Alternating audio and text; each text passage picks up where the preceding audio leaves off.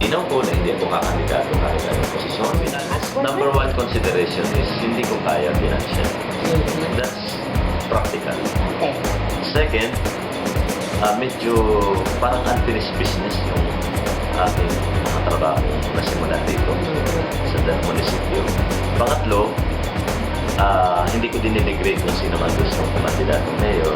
Nagkataon lang na may strong feeling ako na kailangan may pagpatuloy kung sino man ang susunod. May pagpatuloy yung simulan. Then, gusto ko talagang dito muli sa dahil. At